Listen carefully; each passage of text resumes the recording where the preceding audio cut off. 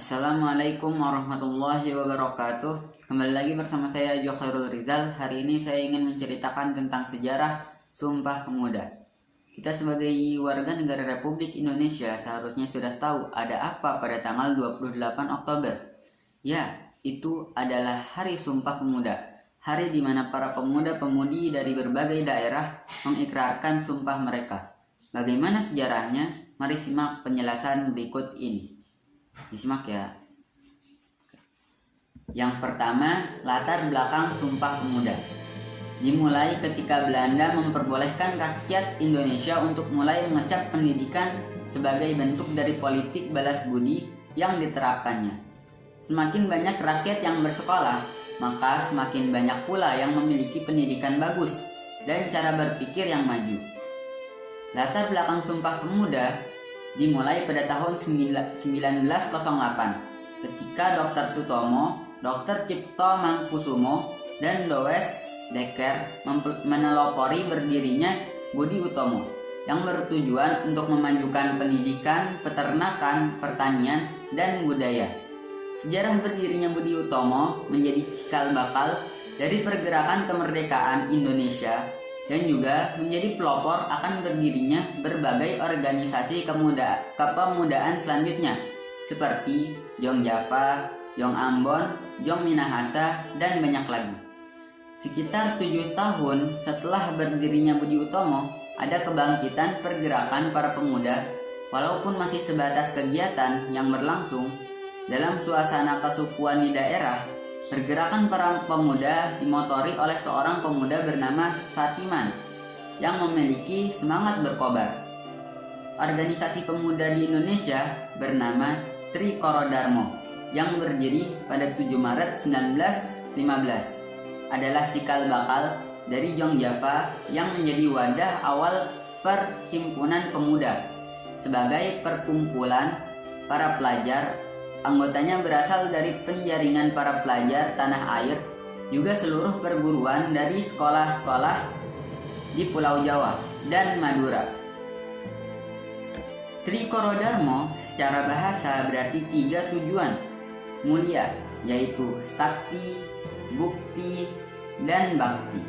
Tujuan ini menginginkan adanya perubahan dari cara pandang para pemuda akan situasi dan kondisi di Indonesia. Muncul desakan yang membuat keanggotaan Trikoro Darmo diperluas, maka nama perkumpulan diubah menjadi Jong Java, sehingga seluruh pelajar yang berasal dari Jawa, Bali, Madura, dan Lombok bisa bergabung. Berbagai kongres kemudian diadakan untuk menyebarkan pentingnya para pemuda. Untuk menyebarkan pentingnya peran para pemuda kepada berbagai kalangan. Juga memberantas buta huruf agar para pemuda melihat dunia luar dengan lebih bebas. Sebelum Jong Java, dalam latar belakang Sumpah Pemuda sebenarnya terbentuk perkumpulan mahasiswa yang dibentuk pada 1908 bernama Perhimpunan Indonesia. Tetapi organisasi ini hanya terbatas perkumpulan mahasiswa di Belanda dan belum memiliki peran aktif di Indonesia. Masuknya beberapa tokoh ke dalam Perhimpunan Indonesia seperti Cipto Mangkusumo dan Soewardi ke dalam Perhimpunan Indonesia pada tahun 1913 mengubahnya kelak. Juga diketahui bahwa Sultan Jahir dan Muhammad Hatta juga tergabung dalam Perhimpunan Indonesia. Setelah mereka kembali ke Indonesia, barulah mereka mulai berhimpun lagi dan melakukan pergerakan karena mereka mulai menyadari adanya tujuan bersama dan berusaha mengurangi perpecahan yang diakibatkan oleh perbedaan aneka suku, bangsa, dan agama. Yang kedua, Kongres Pemuda. Pada tanggal 30 April sampai 2 Mei 1928 di Jakarta, para pemuda melakukan pertemuan yang kemudian dikenal sebagai Kongres Pemuda I. Kongres Pemuda I. Setelah Jong Java, kemudian berdiri organisasi pemuda seperti Jong Sumatranenbon yang berdiri pada tanggal 1917 lalu Jong Celebes dan Jong Minahasa yang berdiri pada tahun 1918, lalu Sekar Roken pada tahun 1919 dan Jong Bataksbon pada tahun 1925, serta banyak lagi. Anggotanya semua adalah para pemuda dan pemudi berstatus sosial tinggi yang melanjutkan pendidikan di Jawa. Pada saat itu, perjuangan masih dilakukan sendiri-sendiri sesuai dengan daerahnya, dan sejak tahun 1920-an baru mendiskusikan kemungkinan adanya organisasi gabungan untuk kepentingan persatuan Indonesia. Usaha pertemuan berkali-kali dilaksanakan karena banyak organisasi yang landasannya berbeda-beda. Pada tanggal 15 November 1925, disepakati pembentukan panitia untuk mempersiapkan pertemuan dalam latar belakang Sumpah Pemuda. Akhirnya diselenggarakan Kongres Pemuda I yang berlangsung pada 30 April sampai 2 Mei pada tahun 1926 di Jakarta, yang diketuai oleh Muhammad Tabrani, salah satu tokoh Sumpah Pemuda. Kongres ini menghasilkan kesepakatan bersama mengenai yang pertama, kemerdekaan Indonesia dari penjajahan adalah cita-cita bersama dari seluruh pemuda di Indonesia.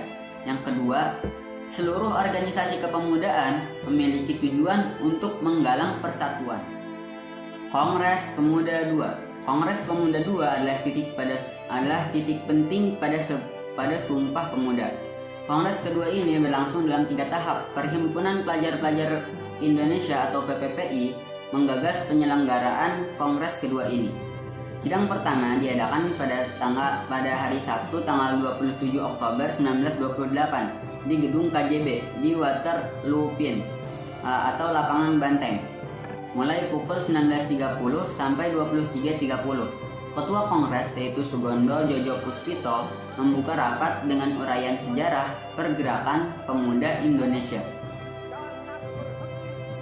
Sidang kedua kemudian dipindahkan ke Jalan Medan Merdeka Utara pada Minggu 28 Oktober 1928 dan berlangsung mulai pukul 8.00 sampai 12.00. Pembicaraan pada rapat kedua ini hanya direncanakan untuk membahas seputar masalah pendidikan. Nona Purnomo Wulan sebagai pembicara pertama menekankan pada perbaikan sistem pendidikan Indonesia. Menurutnya, tempat pendidikan yang terbaik adalah asrama karena anak-anak dapat belajar bergaul satu sama lain dan bekerja sama.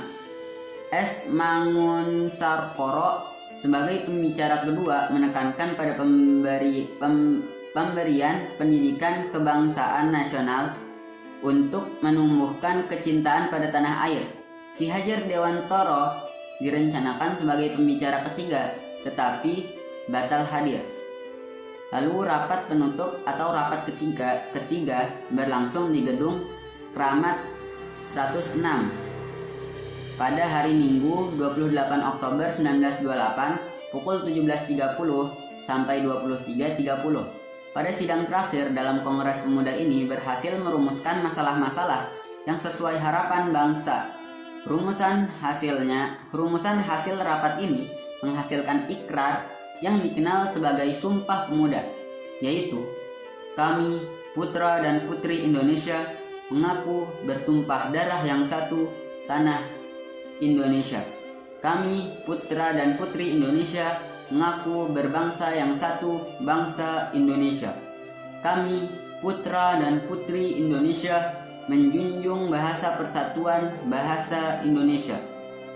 Kemudian diputuskan bahwa isi ikrar tersebut wajib digunakan oleh semua perkumpulan kebangsaan Indonesia dengan menyebarkannya ke berbagai surat kabar dan dibacakan di rapat-rapat perkumpulan. Rumusan ikrar ini dibuat oleh sekretaris panitia yaitu Muhyamin dan dibacakan oleh Ketua Kongres Sugondo Jojo Puspito di depan semua peserta Kongres. kesatuan tanah air, bangsa dan bahasa dilambangkan dengan lambang warna dengan pengibaran bendera kebangsaan, lambang suara dengan lagu Indonesia Raya ciptaan W.R. Supratman, lambang lukisan dengan lencana Garuda terbang. Hasil rapat dalam Kongres Pemuda juga menyatakan bahwa lagu Indonesia Raya ditetapkan sebagai lagu kebangsaan, bendera merah putih sebagai bendera negara, bahwa kemerdekaan Indonesia harus menjadi cita-cita semua pemuda Indonesia dan semua organisasi pemuda harus disatukan dalam wadah yang sama. Sejarah bahasa Indonesia pun turut menjadi bagian dari ikrar Sumpah Pemuda ini. Sekian dari saya, maaf bila ada salah kata. Wabillahi taufiq wal hidayah. Wassalamualaikum warahmatullahi wabarakatuh.